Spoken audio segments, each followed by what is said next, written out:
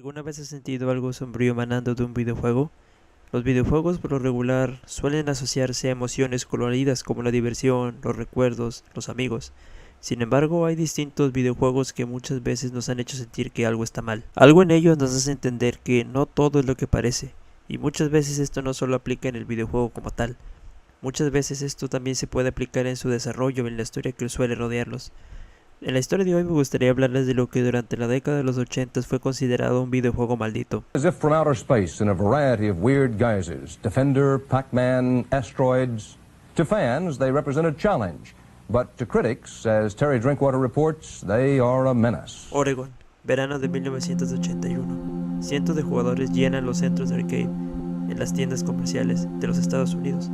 Juegos como Pac-Man, Donkey Kong y Galaga cada vez crecían más en popularidad, lo que generaba una gran demanda de nuevos títulos, que los desarrolladores y dueños de estos centros aprovechaban para generar nuevas ganancias, incursionar en un nuevo medio que cada vez ganaba más fanáticos. Pero entre todas estas máquinas arcade, una de ellas destacó, no para bien, ni por su apariencia llamativa. El nombre de este juego era Polybius, y cada vez comenzaba a llamar más la atención debido a su particular apariencia. A diferencia de las demás máquinas, Polybius no pretendía llamar la atención con sus colores extravagantes o rótulos de las desarrolladoras en la carcasa de la máquina. Simplemente tenía franjas y era de color oscuro. Lo curioso es que no mostraba ningún signo de desarrollo ni marca, ya que era común que los desarrolladores en este tiempo quisieran darse a conocer con rótulos llamativos, como ya se mencionó. Pero por alguna extraña razón Polybius parecía no querer llamar la atención. Más que todo parecía que quería pasar desapercibida para la gran mayoría de jugadores de esta época. No solo los problemas de apariencia eran llamativos en esta máquina. Cuando los jugadores querían probarla, se presentaban bastantes problemas al introducir la moneda o tokens para jugar. Esto generaba muchas quejas hacia los encargados de los arcades. El problema es que al no haber una desarrolladora clara, generaba bastantes quejas y bastantes problemas. Ellos simplemente colocaron la máquina en su local para ver si generaba algún tipo de ganancias, que parecía que poco a poco comenzaba a llamar más la atención.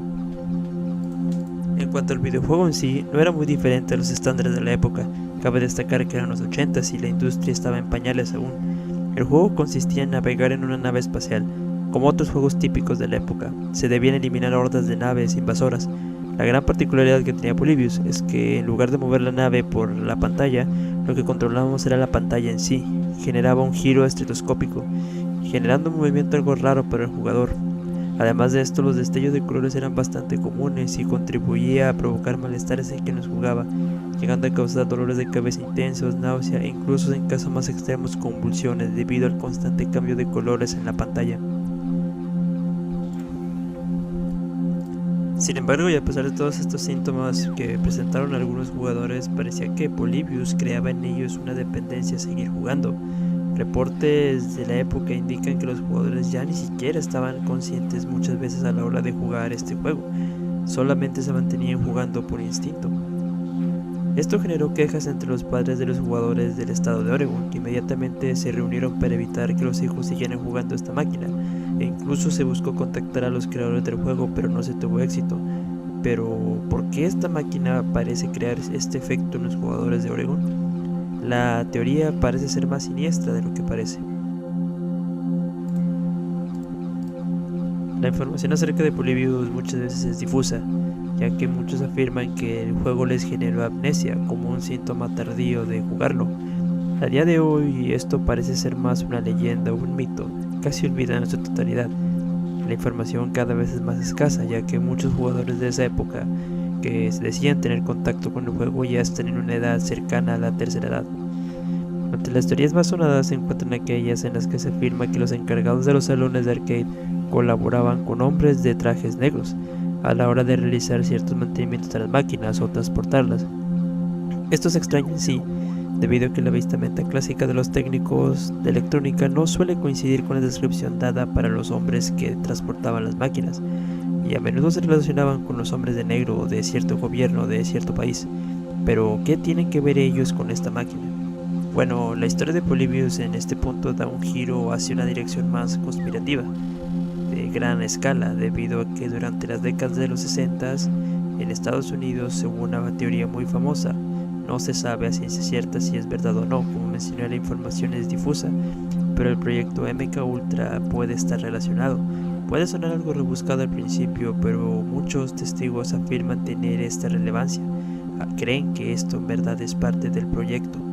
Muchos nombres anónimos, investigando acerca del caso de Polybius, afirman que cuando llegó al salón de arcade, una de las máquinas estaba activa en un menú distinto al que normalmente presentaba, que este menú presentaba ciertos parámetros relacionados con terrores nocturnos, con epilepsias y con otro tipo de enfermedades relacionadas al juego.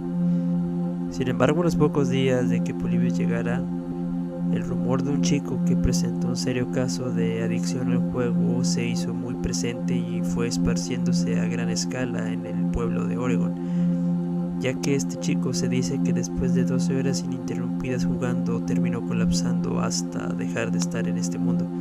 Los rumores indican que incluso el chico realizó sus necesidades básicas enfrente de la máquina. Ya estaba inconsciente incluso, pero no podía dejar de jugar. Balbuceaba palabras como gran score o algo así, hasta que finalmente no resistió y tuvo un game over permanente. Esto ocasionó que muchos encargados temieran por su reputación, ya que los salones de arcade cada vez iban en auge, y prefiriendo no tener más problemas decidieron rechazar las máquinas y evitar que los jugadores se acercaran a Polybius, hasta que finalmente un día así como así desaparecieron, dejando una gran duda entre todos los jugadores de la época. El caso de Polybius es bastante enredado e integrante, como se mencionó, no hay mucha información en estas fechas ya. Actualmente muchos lo consideran una leyenda urbana, ya que una leyenda urbana no puede ser confirmada pero tampoco desmentida, y sin embargo hay muchas contradicciones en esta historia. Pero aún con todo esto, muchos jugadores de Oregon de los años 80 siguen firmes en que esa máquina existió. ¿Tú qué crees? ¿En verdad los jugadores estaban enfrente a un videojuego maldito, un experimento del gobierno, o simplemente fue una leyenda urbana que se extendió antes de las épocas de lo que conocemos como el Internet moderno?